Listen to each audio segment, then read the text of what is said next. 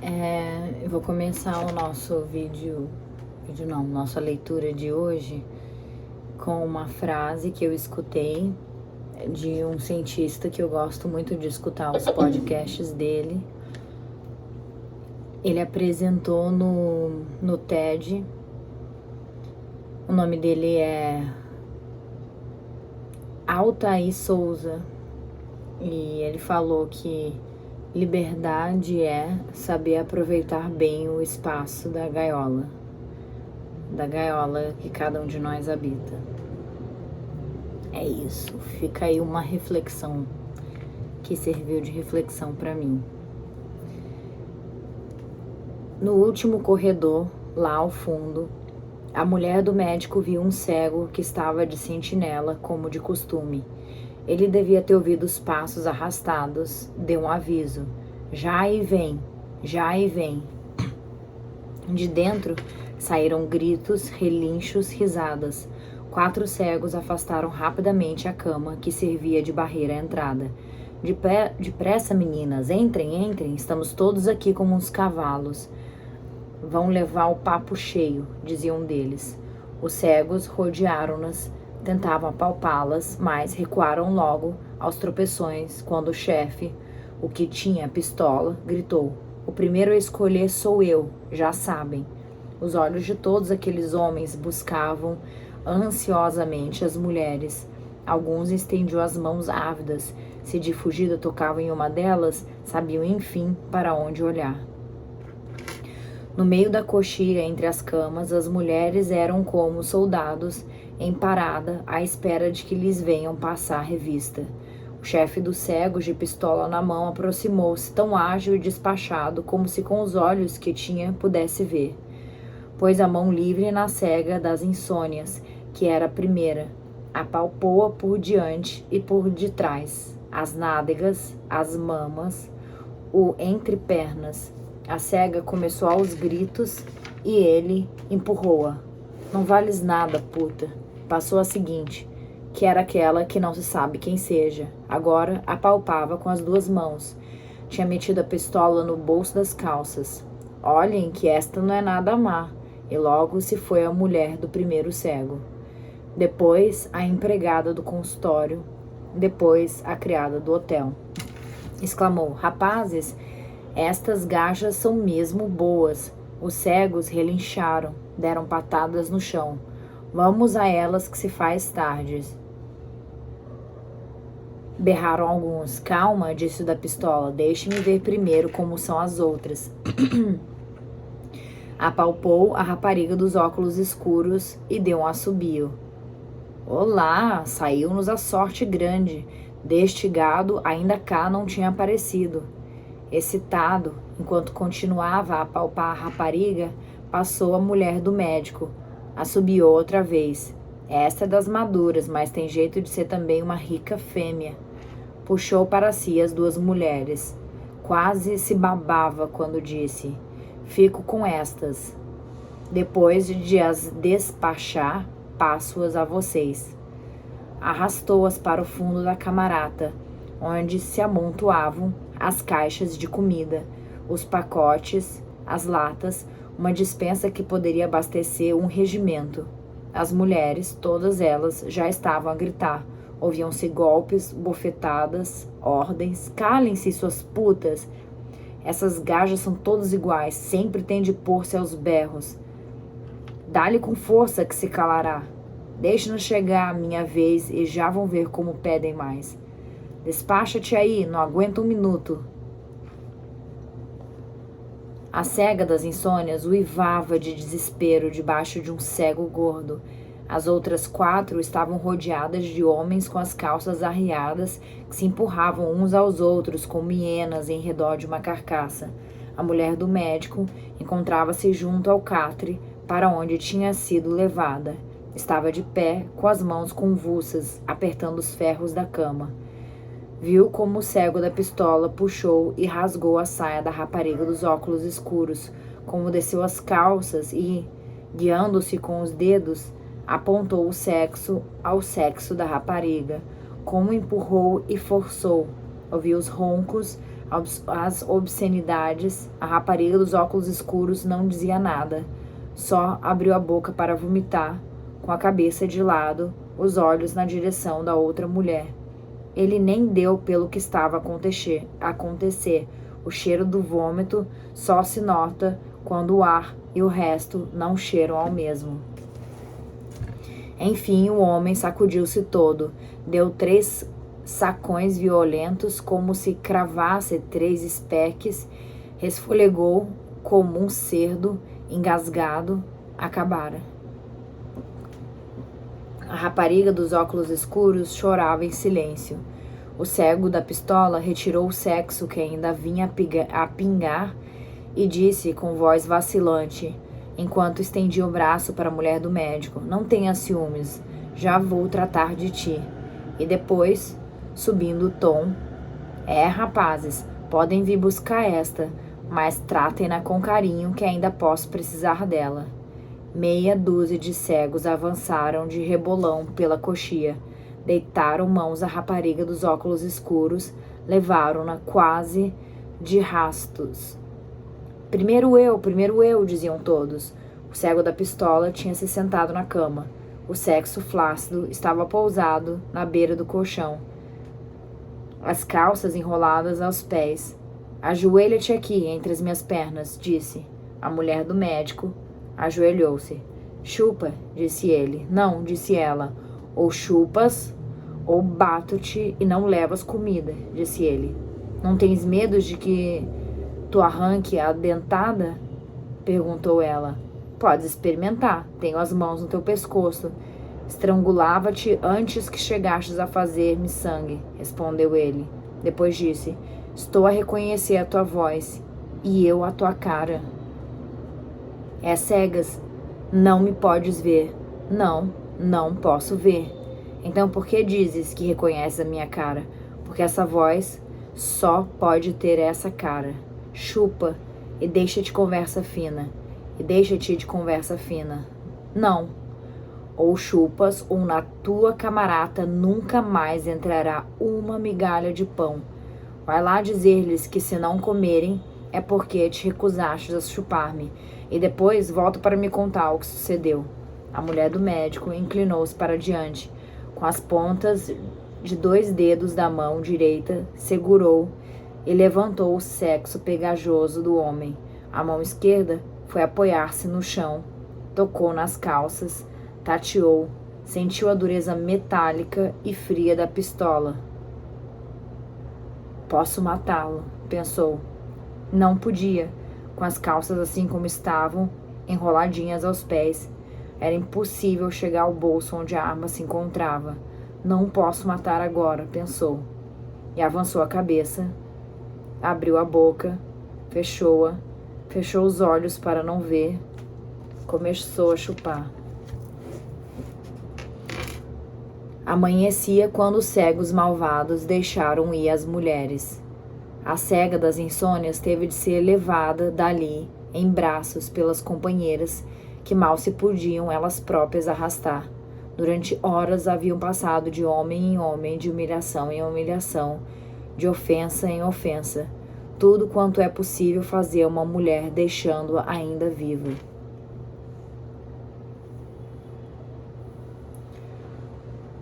Já sabem, o pagamento é em gêneros. Digam aos homenzinhos que lá tem que venham buscar as sopas. Escarnecera a despedida o cego da pistola. E acrescentou, chocarreiro: "Até a vista, meninas. Vão se preparando para a próxima sessão." Os outros cegos repetiram mais ou menos em coro: "Até a vista."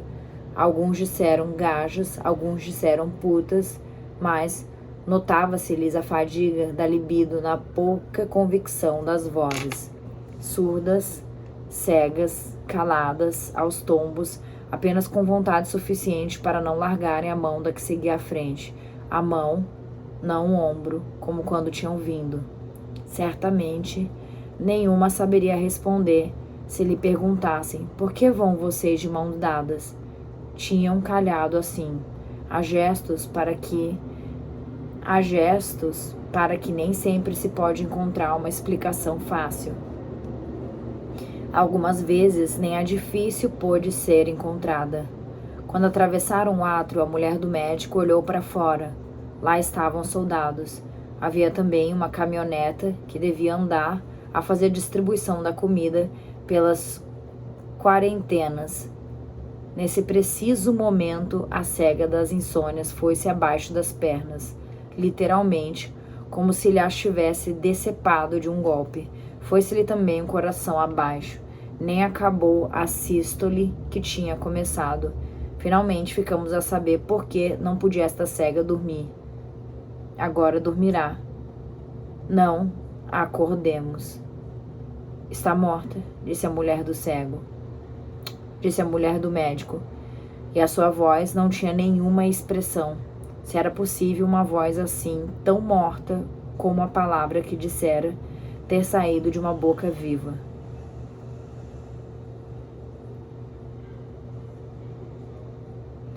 Levantou em braços o corpo subitamente desconjuntado, as pernas ensanguentadas, o ventre espancado, os pobres seios descobertos, marcados com fúria, uma mordedura num ombro. Este é o retrato do meu corpo, pensou, o retrato do corpo de quantas aqui vamos. Entre estes insultos e as nossas dores não há mais do que uma diferença. Nós, por enquanto, ainda estamos vivas. Para onde a levamos? Perguntou a rapariga dos óculos escuros. Agora para a camarata. Mais tarde a enterraremos, disse a mulher do médico. Os homens esperavam à porta. Só faltava o primeiro cego, que tornara a tapar a cabeça com a manta ao perceber que vinham as mulheres, e o rapazinho estrábico que dormia. Sem nenhuma hesitação, sem precisar de contar as camas, a mulher do médico foi deitar a cega das insônias no catre que lhe pertencera. Não se importou com a possível estranheza dos outros. Afinal, toda a gente ali sabia que ela era a cega que melhor conhecia os cantos da casa. Está morta, repetiu. Como foi? Perguntou o médico. Mas a mulher não lhe respondeu. A pergunta dele poderia ser apenas o que parecia significar. Como foi que ela morreu? Mas também poderia ser que vos fizeram lá. Ora, nem para uma nem para outra deveria haver resposta. Ela morreu, simplesmente, não importa de quê. Perguntar de que morreu alguém é estúpido. Com o tempo, a causa esquece. Só a palavra fica. Morreu. E nós já não somos as mesmas mulheres que daqui saímos. As palavras que elas diriam já não as podemos dizer nós. E quanto às outras, o inominável existe. É esse o seu nome. Nada mais. Vamos buscar a comida, disse a mulher do médico. O acaso, o fado, a sorte, o destino, ou lá como se chama exatamente, o que tantos nomes têm, estão feitos de pura ironia. Nem de outro modo se entenderia por que foram precisamente os maridos de duas dessas mulheres os escolhidos para representarem a camarata e recolherem os alimentos, quando ninguém imaginava que o preço pudesse vir a ser o que acabara de ser pago.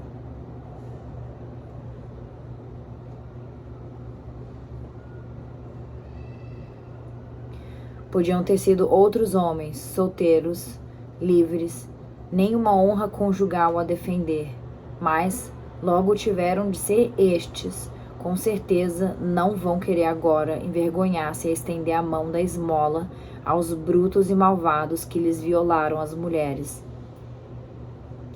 Disse o primeiro cego com todas as letras de uma firme decisão. Vá quem quiser, eu não vou. Eu irei, disse o médico. Eu vou consigo, disse o velho da venda preta. A comida não será muita, mas olhe que pesa. Para transportar o pão que como ainda me chegam as forças.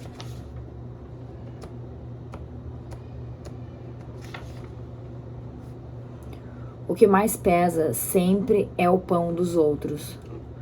Não terei o direito de me queixar. O peso da parte dos outros é o que pagará o meu alimento.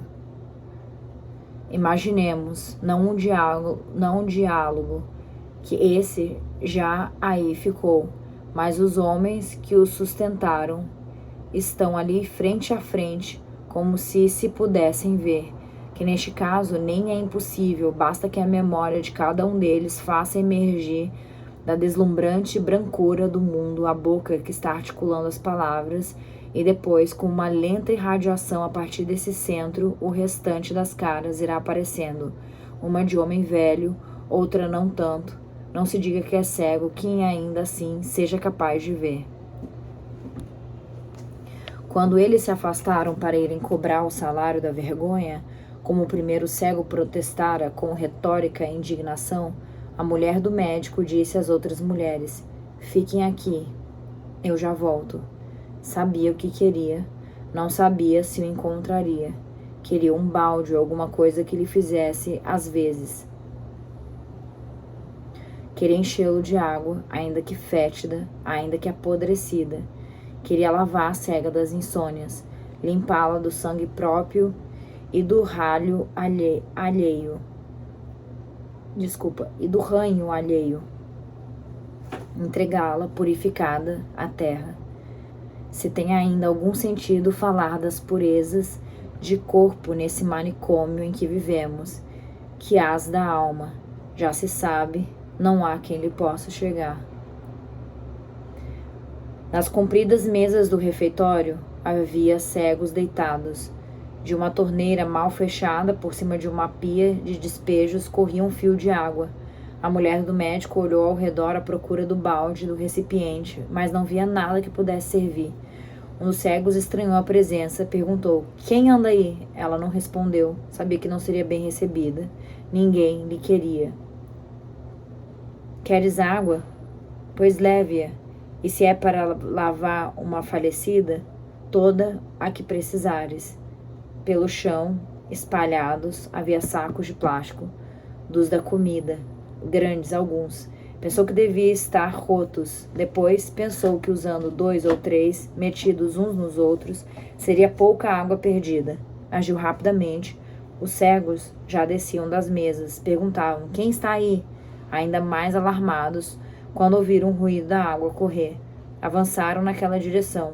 A mulher do médico foi desviar e empurrar uma mesa para que não pudessem aproximar-se. Voltou depois ao saco. A água corria lentamente. Desesperada, forçou o manípulo. Então, como se a tivessem libertado de uma prisão, a água jorrou com força. Esparrinhou violentamente e cobriu dos pés a cabeça. Os cegos assustaram-se e recuaram. Pensaram que um cano tinha arrebentado, e mais razão tiveram para pensá-lo quando a água entornada lhe chegou de inundação aos pés. Não podiam saber que fora despejada pelo estranho que tinha entrado. Foi o caso de ter a mulher compreendido que não iria poder com tanto peso. Torceu e enrolou a boca do saco, lançou-o para as costas e, como pôde, correu para fora dali.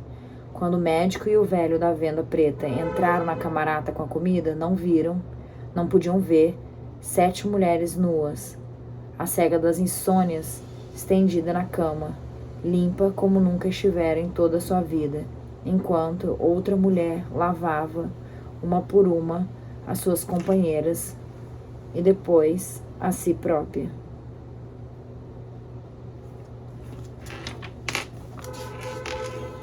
Ao 4º dia, os malvados tornaram a aparecer. Vinham chamar o pagamento do imposto de serviço às mulheres da 2ª camarata, mas detiveram-se por um momento à porta da primeira, a perguntar se as mulheres daqui já estavam restabelecidas dos assaltos eróticos da outra noite. "Uma noite bem passada, sim, senhores", exclamou um deles, lambendo os beiços, e outro confirmou: "Estas 7 valeram por 14. É certo que uma não era grande coisa, mas, no meio daquela confusão, quase nem se notava. Tem sorte estes gajos, se são bastante homens para elas. Melhor que não sejam, assim elas levarão mais vontade. Do fundo da camarata, a mulher do médico disse: já não somos 7. Fugiu alguma? Perguntou Harry, um dos grupo. Não fugiu, morreu. Ó diabo, então vocês terão de trabalhar mais na próxima vez. Não se perdeu muito, não era grande coisa, disse a mulher do médico. Desconcertados, os mensageiros não atinaram como responder. O que tinham acabado de ouvir parecia-lhes indecente. Algum deles terá mesmo chegado a pensar que, no fim das contas, as mulheres são todas umas cabras. Que falta de respeito falar de uma tipa nestes termos, só porque não tinha as mamas no seu lugar e era fraca de nádegas. A mulher do médico olhava-os, parados à entrada da porta, indecisos, movendo o corpo como bonecos mecânicos. Reconhecia-os. Tinha sido violada pelos 3. Por fim, um deles bateu com o pau no chão. Vamos embora, disse. As pancadas e os avisos. Afastem-se, afastem-se, somos nós, foram diminuindo ao longo do corredor. Houve depois um silêncio. Rumores confusos, as mulheres da segunda camarata estavam a receber a ordem de se apresentarem depois do jantar. Soaram novamente as pancadas no chão. Afastem-se, afastem-se. Os vultos dos 3 cegos passaram no enquadramento da porta. Desapareceram. A mulher do médico, que antes tinha estado a contar uma história ao rapazinho estrábico, levantou o braço e, sem ruído, retirou a tesoura do prego. Disse ao rapaz: depois te contarei o resto da aventura. Ninguém da camarata lhe havia perguntado por que tinha ela falado da cega das insônias com aquele desdém. Passado algum tempo, descalçou os sapatos e foi dizer ao marido: não me demoro, volto já. Encaminhou-se para a porta. Aí parou e ficou à espera. 10 minutos depois, apareceram no corredor as mulheres da segunda camarata. Eram 15. Algumas choravam, não vinham em fila, mas aos grupos, ligados uns aos outros por tiras de pano, pelo aspecto rasgadas dos cobertores. Quando acabaram de passar, a mulher do médico seguiu-as. Nenhuma delas se apercebeu de que levavam companhia. Sabiam o que as esperava. A notícia dos vexames não era segredo para ninguém. Nem verdadeiramente havia neles nada de novo. O mais certo é o mundo ter começado assim. O que as aterrorizava não era tanto a violação, mas a orgia, a desvergonha, a previsão da noite terrível. 15 mulheres esparramadas nas camas e no chão, os homens a ir de umas para as outras, resfolegando como porcos. O pior de tudo é se eu vou sentir prazer. Isso, pensava uma das mulheres. Puta merda. Quando entraram no corredor por onde se chegava a camarata do destino, o cego de sentinela deu alerta. Já ouço, já aí vem. A cama que servia de cancela foi arrastada rapidamente. Uma a uma as mulheres entraram. Eram tantas, exclamou o cego da contabilidade. E aí, contando com entusiasmo. 11, 12, 13, 14, 15. São 15. Foi atrás da última. Metia-lhes as mãos sôfregas por baixo das saias. Esta já cá canta. Esta já é minha, dizia. Tinham deixado de fazer a revista, a avaliação prévia dos dotes físicos das fêmeas. Realmente estavam todas condenadas ali a passar pelo mesmo. Não valia a pena gastar o tempo e esfriar a concupiscência com escolhas de alturas e medições de bustos e ancas. Já as levavam para as camas, já as despiam aos repelões. Não tardou que se ouvissem os costumados choros, as súplicas, as implorações, mas as respostas, quando as havia, não variavam. Se queres comer, abra as pernas. E elas abriam as pernas. A algumas mandava-se-lhes que usassem a boca, como aquela que estava de cócoras entre os joelhos do chefe destes malvados. Esta não dizia nada. A mulher do médico entrou na camarata, deslizou devagar entre as camas, mas nem esses cuidados precisava ter. Ninguém a ouviria, ainda que tivesse vindo de tamancos. E se no meio da balbúrdia algum cego lhe tocasse e se apercebesse de que se tratava de uma mulher, o pior que lhe poderia suceder seria ter de juntar-se às outras. Nem se daria por isso. Numa situação como esta, não é fácil notar a diferença que há entre 15 a 16. A cama do chefe dos malvados continuava a ser a do fundo da camarata, onde se amontoavam as caixas de comida. Os catres ao lado do seu tinham sido retirados. O homem gostava de mexer-se à vontade, não ter de tropeçar nos vizinhos. Ia ser simples matá-lo. Enquanto lentamente avançava pela estreita coxia, a mulher do médico observava os movimentos daquele que não tardaria a matar, como o gozo fazia inclinar a cabeça para trás, como já parecia estar a oferecer-lhe o pescoço.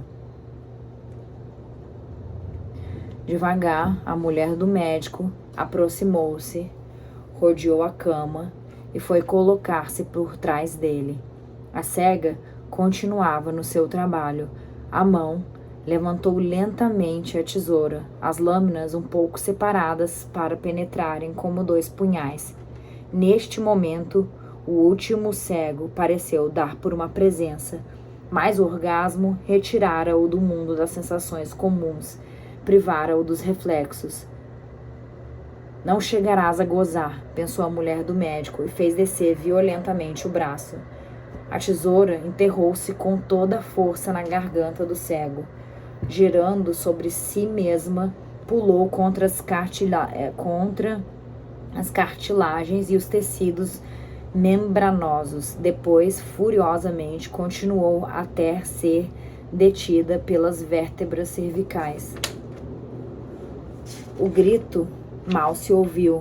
Podia ser o ronco animal de quem estivesse a ejacular, como a outros já estava sucedendo, e talvez o fosse, na verdade, ao mesmo tempo que um jato de sangue lhe regava em cheio a cara. A cega recebia na boca a descarga convulsiva do sêmen.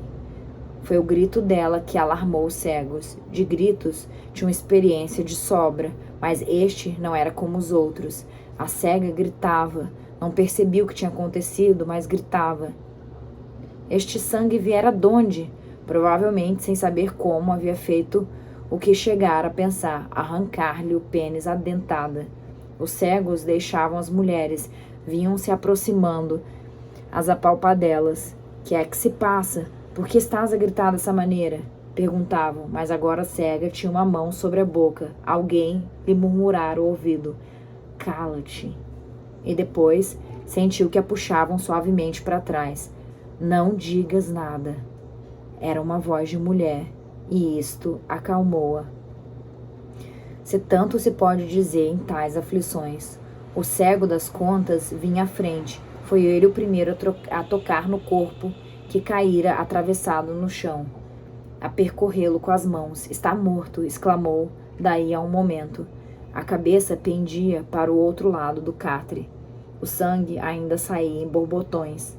Mataram-no, disse.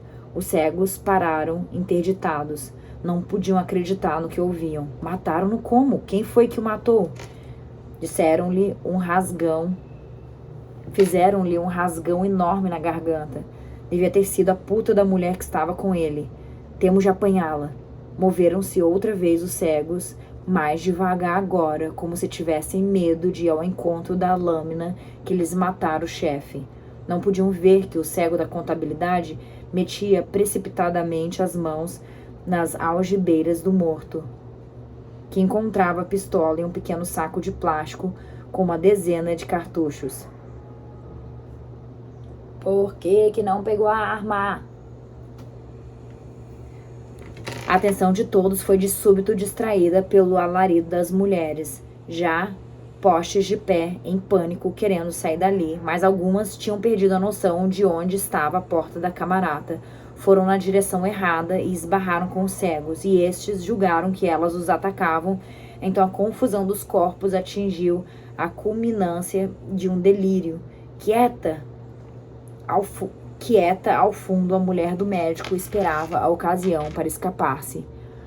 Mantinha a cega firmemente agarrada, com a outra mão empunhava a tesoura, pronta a desferir a primeira punhalada se algum homem se aproximasse. Por enquanto, o espaço livre naquele sítio favorecia, mas ela sabia que não podia demorar-se ali. Umas quantas mulheres tinham encontrado finalmente a porta, outras lutavam para livrar-se de mãos que as prendiam. Alguma ainda tentava enganar o inimigo e acrescentar um morto ao morto.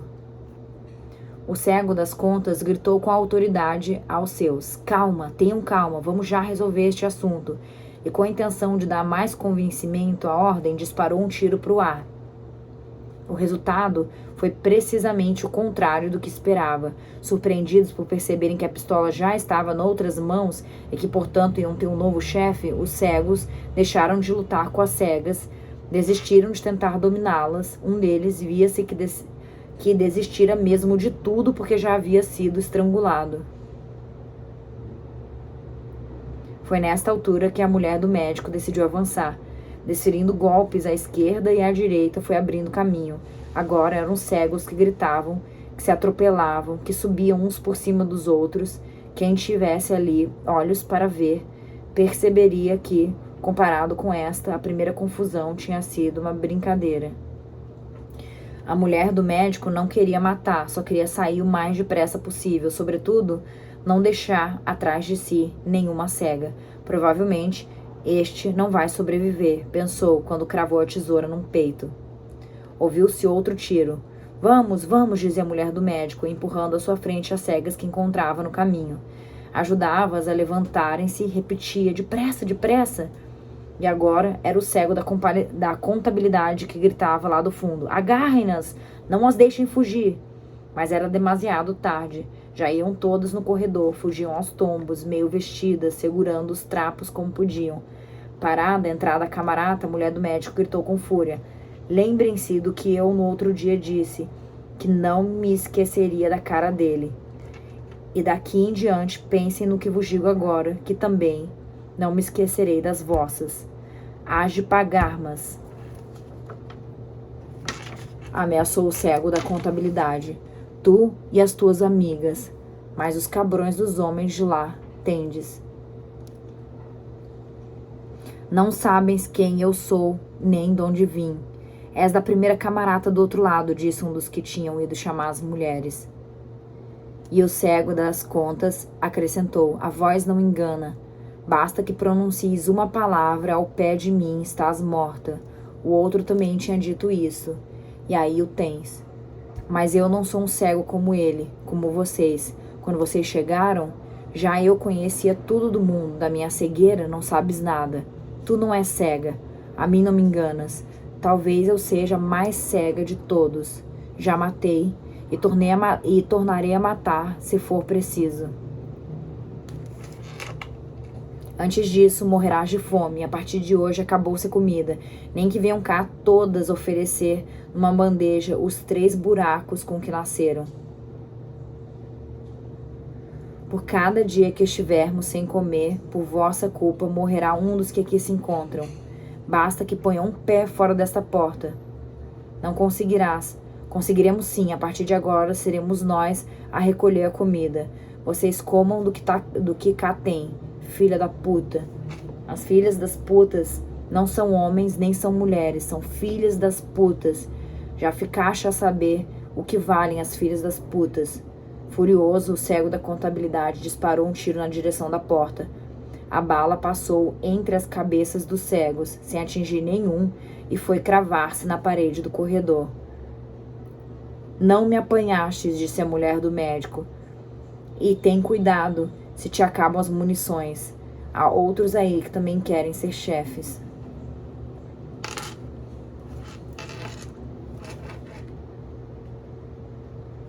Afastou-se, deu uns quantos passos ainda firmes Depois avançou ao longo da parede do corredor, quase a desmaiar. De repente, os joelhos dobraram-se e caiu redonda. Os olhos nublaram-se-lhe. Vou cegar, pensou, mas logo compreendeu que ainda não ia ser desta vez. Eram só lágrimas, o que lhe cobria a visão. Lágrimas como nunca as tinha chorado em toda a sua vida. Matei, disse em voz baixa. Quis matar e matei. Virou a cabeça na direção da porta da camarata. Se os cegos viessem, aí não seria capaz de defender-se.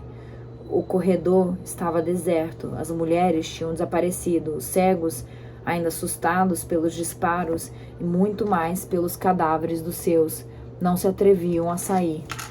Pouco a pouco foram regressando as forças. As lágrimas continuavam a correr, mais lentas, serenas, como diante de um irremediável. Levantou-se a custo. Tinha sangue nas mãos e na roupa, e subitamente o corpo exausto avisou-a de que estava velha. Velha e assassina, pensou, mas sabia que se fosse necessário, tornaria a matar. E quando é que é necessário matar? Perguntou-se a si mesma, enquanto ia andando na direção do átrio. E a si mesma respondeu, quando já está morto, que ainda é vivo.